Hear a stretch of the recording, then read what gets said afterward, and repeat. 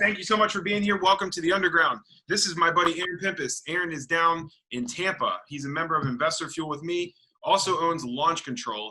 I think he has a terrific overlap here of knowledge that he can really help a lot of people with here, right? Because he owns LaunchControl, which does a ton of text, but he's also buying for himself, and he's in a really strong market down there. So I just think you got a ton of value to provide, Aaron. I just really appreciate you being here. Talk a little bit about like what your buy box is. What are you buying? What's your price point? And then talk about your lead gen channels and what you think the strongest one is right now. Yeah. So the buy box is in Tampa. You know, we actually moved down our MAO to 75. We used to be closer to 80-ish, that type of thing. That still transacts in this type of market. You know, Tampa's still kind of competitive, et cetera. But that's the only thing we've adjusted. The buyers are kind of, iffy. Some fall out, but we're able to replace them. So our buy box is still, we're primarily wholesaling. We are transitioning to doing more creative. So basically our goal by, I would say, mid this year is to be 100% transition over to doing creative deals, meaning that we keep the marketing and the sales engine in place. So we have 3 acquisition guys, we have transaction coordinator, deal analyst, so we have 7 or 8 people on my team. In general, but our goal is to actually transition over to doing creative between lease options, but primarily owner finance. And you just have that same approach, like that everybody's, fine-tuned with sales and marketing and wholesaling. So right now it's still 100% wholesaling. Actually, I would say 80% wholesaling, and some we are taking down as creative through their lease options, owner finance. So, so again, primarily we've adjusted with just MAO, 5% down, as everybody else has, because the buyers are trying to adjust as well. And the other aspect about your question in terms of what converts best, it's always been text. That's the lowest cost, especially the way we do it with Launch. And again, not really here to plug Launch, and more talk about like what we actually do on the operations side, because it's actually have a business, not just like, like here's a software. I can't tell you anything about it because just go figure it out. But it doesn't matter what text platform you're using. We just developed a different approach with Launch. As you know, you guys are on there. It's really more about getting the most out of the least, right? So it's getting the most out your text to deal conversion. That should be the KPI everybody's tracking.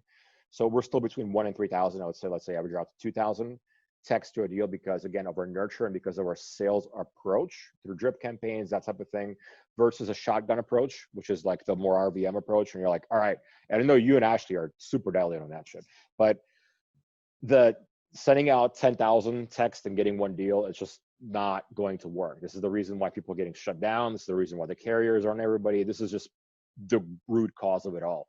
But the biggest thing is just you're wasting your data, your skip trace costs, which are the biggest cost, right? The platforms, the texting platforms are pretty inexpensive themselves.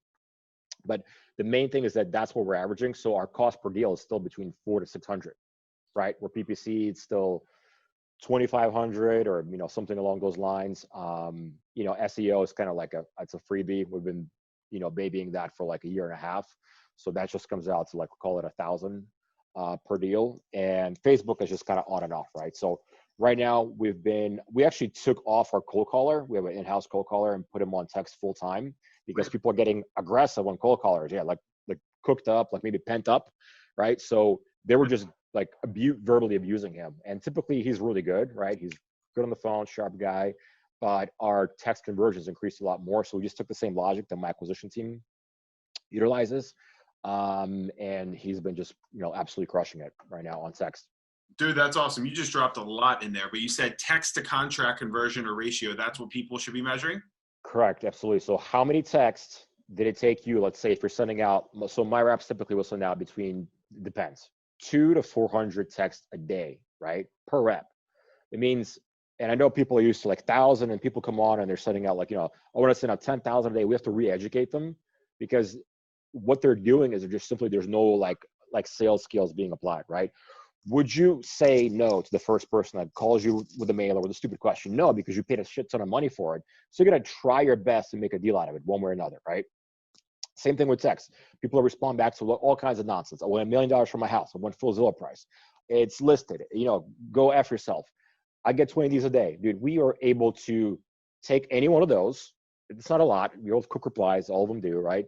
And it's just, but what we do on a weekly basis, and we have this part of our training, right? So you get the software, but we also apply, the software is 50%. not 100 like with everybody else. And then because it's designed on the sales, all how you convert it, how well do you convert that, right? In the end, if you're just sending it out and you're shotgun blasting it and waiting for the first guy to say, hey, Josh, I'm your guy for $10,000, that's it. You're going to run out of data, which you know people that have in large areas, and you're going to blow through money, and then you're going to be like, what do I do? Yeah. It's not RVM, dude. You have to look, to me, it's inbound. Let's say you send out 100 messages, right? A batch of 100. You have 20 to 30% response rate, right? Out of those 20 to 30, 10%, let's say 5 to 10% should be workable, meaning that you're able to open up those conversations. And the ones that are not, we're put them on drip campaigns. We have those built into launch. And then we're still opening them up. Like, even like using like humor, like take a smart ass person, like one of your friends, right? You text them something like this, like what we typically would. And we typically focus a lot on our content. So for our users, we go much different version of initial message, et cetera, than what people are probably experiencing. It's not like, hey, is this so-and-so? Do you own so-and-so? Here's an offer. Like that shit worked a year ago. It does not work anymore, just in case anybody doesn't know that. So we have everybody retrained, and we provide them with the content if they can come up on their own with how do you actually differentiate, because it's you. Like think of it this way. This is a finite pool. Everybody's using the same lists. Skip tracing pretty much to the same company, whether you know it or not. There's like 3, but they're all the same, right? You're getting the same data. So you have 100 or a couple hundred wholesalers, like say Houston, wherever, right? Dallas, texting the same people, using the same shit. So how are you going to differentiate? The stuff that you're not converting, we're for sure converting on launch. How do I know that? From the users that came from other platforms. And it's not to say one's better than the other. It's just because we have a very, very strict stance on you can go an extra mile. Like just do a little bit of John Martinez. That's what kind of did. We kind of create our own version of John Martinez, right, for texting. But you're able to convert at a much higher rate. And again, it's text to a deal, which nobody talks about because they want you to pay per text or whatever the reason is, right? Or they don't have an actual operation going on, so they can't do like live feedback type of thing from their sales team. Yeah, I love this. I love this so much because I'm such a fan of running the opposite way of the herd, right? And I've experienced that myself in my own company, just sending out hundreds of thousands of texts a day and then hoping you get good results and then hoping you get a certain percentage of leads back in and working those. Right. I love it because you're taking a different approach, but I also love it because you're essentially changing the top of the funnel, right? Rather Correct. than throwing 10,000 in every week, you're just like, well, maybe I got, a couple thousand and we're going to work the shit out of those. Correct. But with tactic and skill rather than just mass force and brute force, which right. is, tell me a little bit, you're one of the only guys I hear talking about having in-house guys send a smaller amount of text, but working through those with the sales approach. So can you dive into that a little bit? Yeah, for sure. That's one of the other keys. So again, most of the texting platforms that are out there, they're either make money through sending through text, like one text, like 2 cents, whatever, and they don't even pull out landlines. So most people don't know that half those people are banned from AT&T, which we're not. That's one. They're not scrubbing landlines, so you're paying for texting landlines. That's 2. If they are not, if they charge just, have a similar package like what we do, then it makes sense to have you go to the next tier. What my guys do, we actually tell you, it's like, no. You don't need to go to this tier. We need to stay here. And the reason why is because, again, it's kind of like counterintuitive to we should be upselling except for downselling, because we want to make sure everybody's using the platform correctly, because it's an overall benefit. So one, would you put your VA, Josh, on a pay-per-click or a mailer call? No. Right. Of course not. So it's the same thing, right? So to me, text is inbound. Let's say you get that use a percentage. You have 30, you send 100 out, you get 25% response rate. Out of those, let's say 5 to 10% are workable, right? Those are people that are talking to you in one way or another. Let's say we have different classifications, whether it's hot, warm, nurture, or in one of those categories. But the point is, these are people that are opening up conversations with you by giving you an in on some kind of an in, whether it's warm or it's like what you're off or maybe, or whatever the case may be, right? Dude, you have your VA like answering them, because a lot of people will just have VA work on those and only the definite, like it's like, Josh, please take my house for $15,000. There you go. There's no effort being put in, because my guys spend like an hour on new batches and an hour on follow. That's it. Launch kind of automates the rest of that shit, right? So the point is, to me, it's inbound, right? And if you're not working it down in that way, you literally are stepping over all of those opportunities, we're picking them up. So you'll have 10 people in Dallas text the same person saying the same shit. And then a launch user will text them and take a completely different approach with completely different text, with completely different content, right? And the fact that it's like, hey, maybe his personality is a smartass. Maybe he needs to joke. Maybe he needs to, flip this around this way. But nobody's putting in an effort because it's just like, it's robotic stuff. It's like over and in, over and in. So yeah, we absolutely do not recommend anybody using VAs because they're meant for data entry, right? For admin tasks. And you can't run sales the same way as you would like, a sales team, or you can't run it with VAs, right? You have to put VAs on the phone to do your sales. Cold calling, maybe, because it's just like a very kind of like, robot, yes, no, okay, we'll call you back, that type of thing. This is, you're engaged. The conversation started, right? You're in the middle of it. Absolutely. Okay, talk to me about this. I always get, I always feel like it's older folks where there's some hidden deals, but there's always a lot of noise too. And that is when someone texts you back, but they just call you back with the number you're texting them from, right? Yep. What do you do? What's that flow in your business? Because I know pick up a lot of people. Every single call. We pick up every single call. It doesn't go to any IVR, it doesn't go anywhere. Pick up a call. What's the worst that's going to happen? They're going to tell you, like, how did you get my number? Hey, dude, just driving around, looked it up on white pages. All right, moving on. Touch and go, right? Get the distraction. Oh, by the way, this is John, right? Whatever it is, like whatever comes up on the caller ID. It's like, yeah, just, you explain that one part. That's the hardest question you're probably going to be asked, right? And then move on. That's it. So we pick up all the calls because most of those, if they're calling you, it's, you get some that people are like, we'll bitch you out every now and then. But most of my users, we don't have like this heavy, like overabundance of just negativity flowing in. And put into my IVR, again, this is not RVM. Like, you're not picking up live, you're probably not going to get the lead, you're probably not going to get the deal because they're not going to spend the time through some automated, if anything, it sounds more shady if you have an automated message playing. Think about it. This is supposed to be personal, right? Absolutely. Those are some great tips right there. What do you think the biggest mistake, if someone's just starting to text, right? And they're just listening to their friends or someone, certainly not a member of this group because they would know what to do. But if they were just starting to text, what's the biggest mistake they're going to make? And then what's the biggest change they should make? The biggest mistake is they're probably going to try to go for the volume play because that's kind of like what's been like the norm or they instilled, like, go, and you can, let's say, so I got 3 guys, right? So they can send out, between 300-400 maybe text each, and we can work those down. We'll get leads. We don't send more just to send more. Yep. Because we're going to work everything that if they're in 3 discovery calls out of that one batch, dude, shit, that might be it. That might be done because for that particular day or that hour, they're in 3 discovery calls, right? So don't do the RVM approach. Don't do that, right? And if anybody's like starting off and you're doing it yourself, that's the best way to do it. We actually have users on our like light package, right? That typically have the highest ROI because they are able to pull out deals. Again, if you're doing it yourself, this is case in point. I have like a bunch of people that switched over from other platforms, right? They were using VAs, like friends of mine, right? Like, and I'm like, dude, you use whatever you want.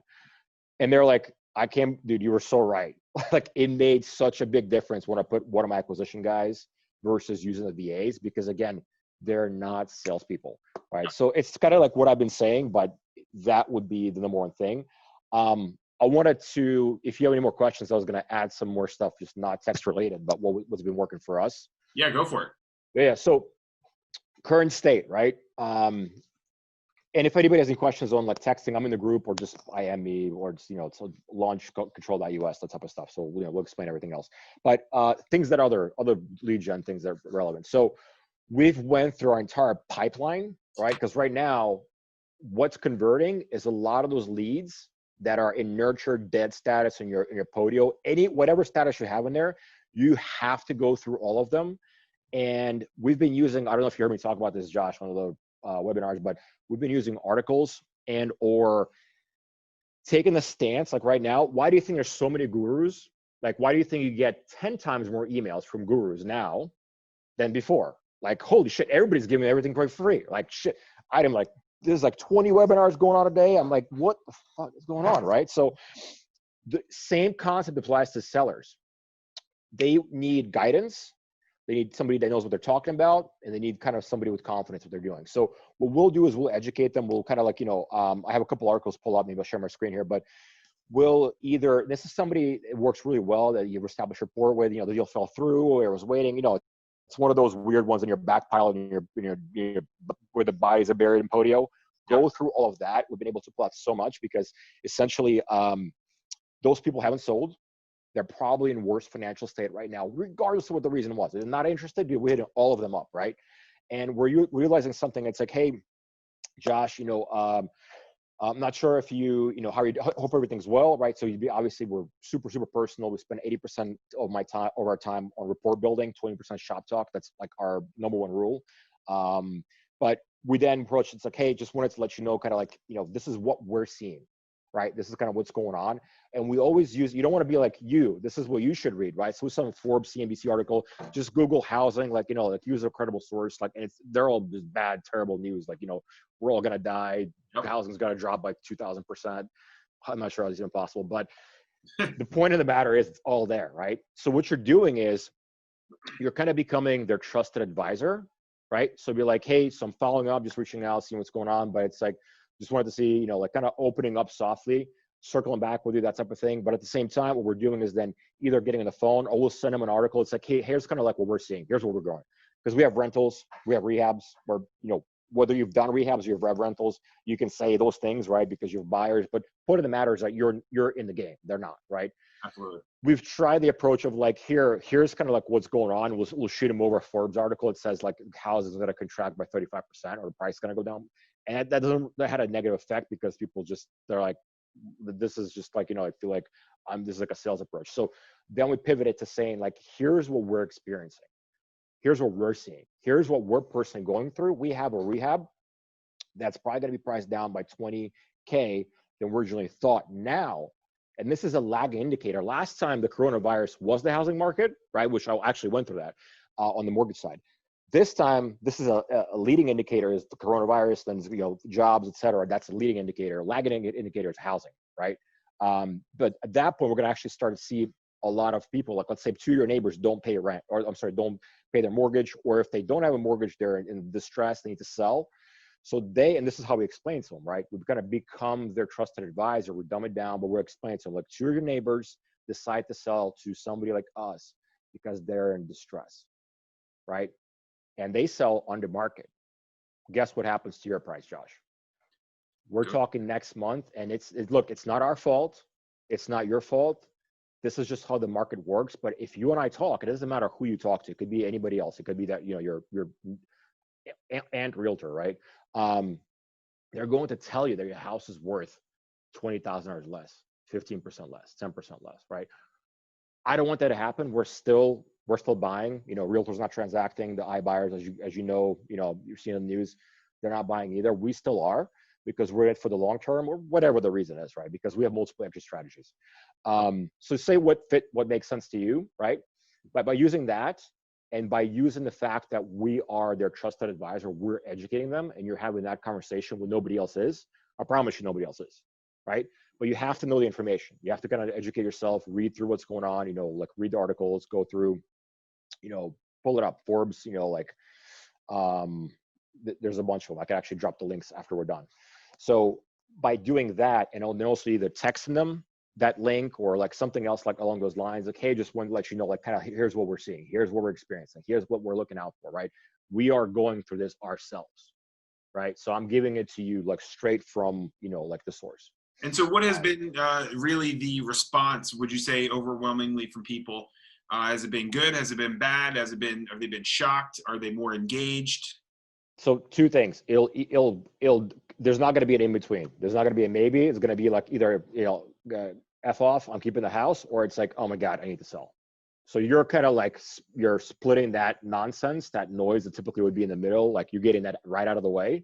So you're going for like, okay, this guy's going to sell most likely because the way he reacted. So like the news that I'm telling him, about what's going on. Again, I'm educating them. Or they're like, the guy's like, look, I'm going to write it out. Or the guy's probably not going to sell in the first place, right? So very quickly going to be able to get through that. But at the same time, you're creating that, even if let's say they don't immediately, you're creating a differentiating factor. Yep. You're creating a differentiating factor because nobody else is having these conversations with them and telling them not from their perspective, not talking down to them. It's like, this is what you should know, you simple F, you know what I mean? This is what I'm going, this is what our company's going through. This is what we're seeing with our tenants. Yeah. So, exactly. All right. Are you guys going after more owner-occupied stuff or more absentee stuff? Dude, as much absentee as we can get. So that's the most like blown out list out there. Legitimately, especially with texting. That's the one, like first one everybody blew out. Yep. We're going through everything again right now, especially all our nurtures and everything else. But that's the one where probably it's the highest performing right now. Put it that way. Okay. Absentee vacants or absentee out of state, not owner occupied. It's all the same shit, right? So either they have tenants that are not paying them, right? They're slightly more educated. They're slightly, you know, at a higher, different income level or income bracket, whatever you want to call it, sophistication level, because they have a rental, right? They don't have a, you know, like a house they live in and then just like, they don't know what's going on. It's just, they're scrambling. So those people typically will want to offload those particular assets because they either know what's coming or two, they're in some kind of distress if they were not previously. So those conversations are being opened up a lot more, and that's where we're seeing the highest response. Like I said, even though it is the most overused list going into this. Yeah, absolutely. That's great. All right, so I have a few comments about other text platforms saying that AT&T is blocked, and they think it's going to be blocked by everyone, like for all text providers in the future. Do you got any comments to add there? It's not blocked for us, and we're putting in a lot of effort into making sure that we're staying ahead of the game in terms of not just be like, here, send the same thing, right? We've put in a lot of new features as far as templates, that kind of stuff, and we actually work with users directly to ensure that we have deliverability and we're just not sending out the same stuff over and over again. But yeah, like there's a lot of like people are just not aware that like you're sending out stuff that's just not getting delivered. Yes. Or stuff that like, you know, the places that charge per message, per those type of providers, you don't know, like, because they may not be taking out landlines or just setting out stuff that's just not going through. So for us, if you have AT&T, you can test yourself. Unless, I mean, there's obviously small percentages that get caught, but that's why we keep track of that. And we inform of our users if there's like a big disparaging difference. Got it. Okay. And I know there's some key words to avoid right now, even, right? Like, so for when John Martinez came up with the original scripts and everyone starts texting them in our circles, everyone's saying what phrase? Out of the blue. And then what starts getting banned? Out of the blue, right? If you say that, it's just not even getting delivered. What things, I know like COVID or Corona or sell, what kind of words should everyone be avoiding right now on their maybe first or second messages? All of those. Between cash to investor to like offer, out of the blue, all those. And it's like, look, we're working on a new feature that's probably going to come out beginning of May that's going to just automate the randomization and kind of like, you know, create the sentences for you. So people don't have to necessarily rack their brain because we're not copywriters per se, right? We're investors. We can sell the deal, but like, you know, I'm not a writer. So yeah, all of those things are, they're starting to get flagged more and more because my original point at the beginning of the conversation, Josh, there is, like I said, 100 investors texting that one seller in Dallas saying the exact same thing, right? So we stopped doing that a long time ago. Just it's not working with them, and it's not going to work with the carriers. And what you also want to be cognizant of, and again, there's going to be a lot of changes that are coming down in the next couple of months, but what we're also seeing is that you don't want to have messages that are just like, look, you don't want to sound like you're out of the blue. It's a whole thing about like, look, and obviously everybody already knows this as far as compliance, right? So Launch is compliant. There's other systems that are compliant. You know, it's the ability just to send it once, but it's the other aspect that we're able to reach out because we're soliciting a service. I'm not trying to get you to list your house or any of that stuff. I'm trying to buy your house. So it's no different than calling Best Buy and asking them, it's like, hey, can I buy this TV, right? So loose example, but the point is you're reaching out.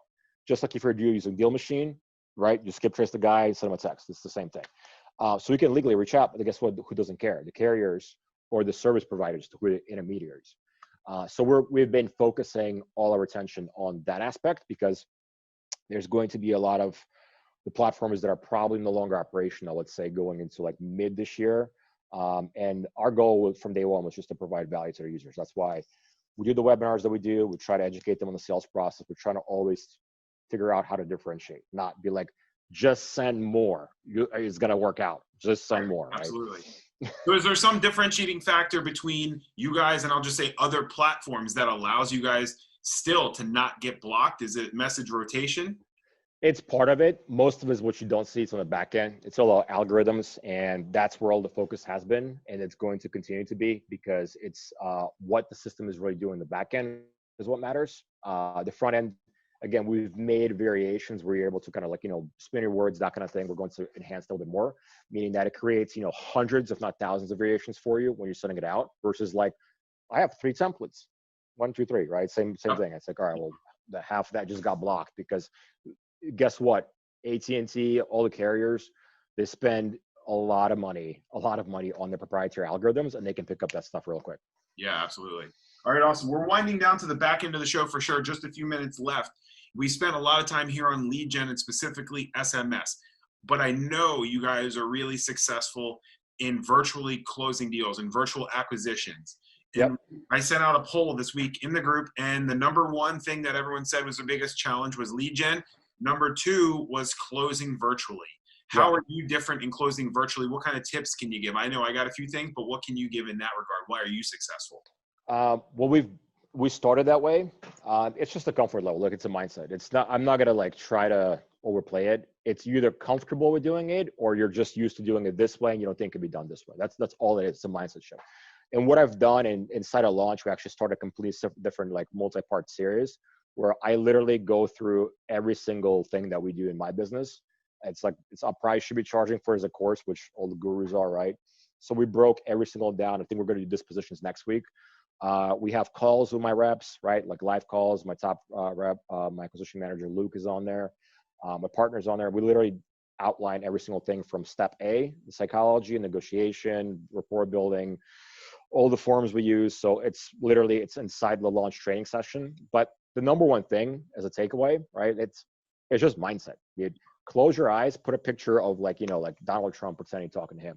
It's the same conversation that I have in the house as you're going to on the phone. The only thing you have your tonality. So sometimes pausing or doing things differently with your voice comes into play because you can't see them. You can pivot to FaceTime. Like you can pitch that, going into like second call, third call, be like, hey, I'm probably, I don't know if you have FaceTime or not, just kind of playing, friendly and stupid, they're all FaceTime their family. We know that, right? So just saying it's like, hey, do you mind if we do a FaceTime? Maybe like, I know we can't be in person, but this way we can see each other. I'll give you like virtual tour of the house, that type of thing. You kind of have to gauge who you're talking to. But just it's simple stuff like that, right? And maybe for those people that are used to doing appointments in person, that's going to be even more comfortable.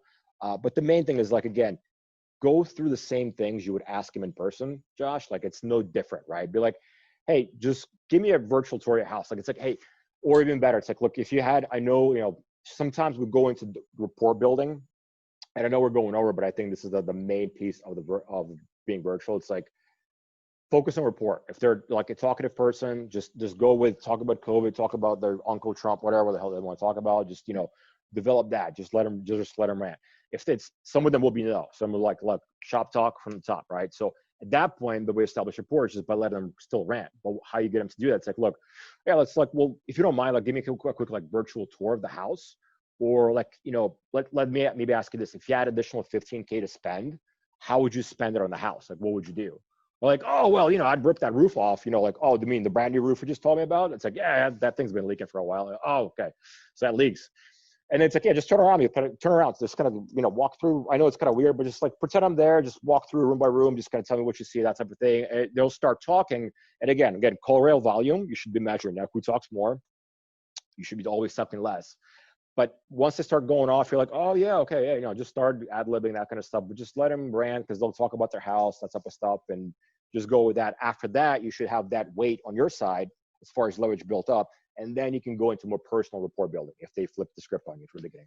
But it's no different. It's no different than in your house, in-house. It's just guys, I agree with Aaron 100% on that it's mindset, because everyone that I've talked to that wants to try to buy virtual has all these preconceived notions of why they can't. They got those things stacked up against themselves right off the bat. But Aaron, you touched on a really good point there, and it was like, if you had that question, if you had $15,000 to spend, what would you spend it on? Not what needs to be fixed in the house, just like everyone else.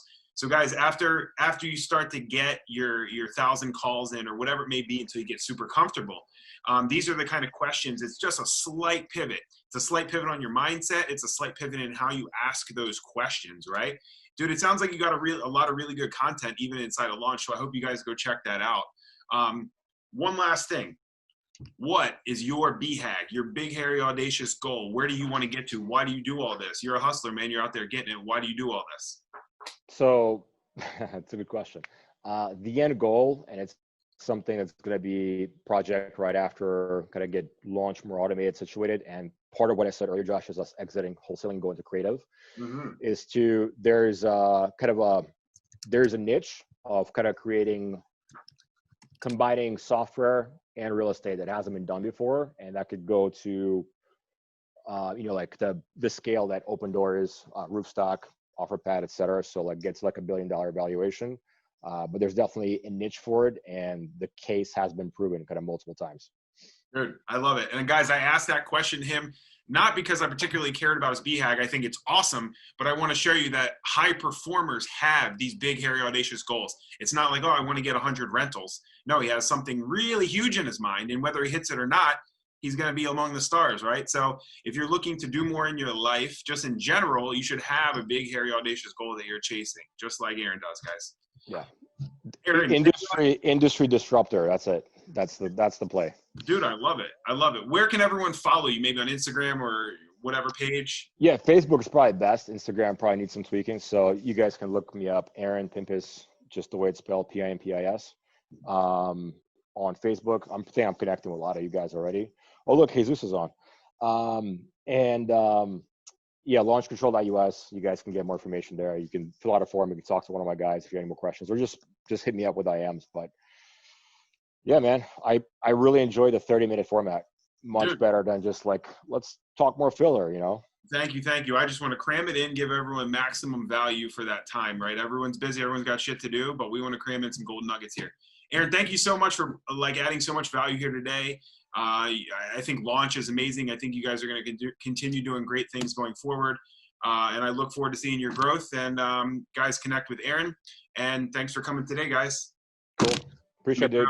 This one's over. This elevator is going up, guys. Talk to you later on.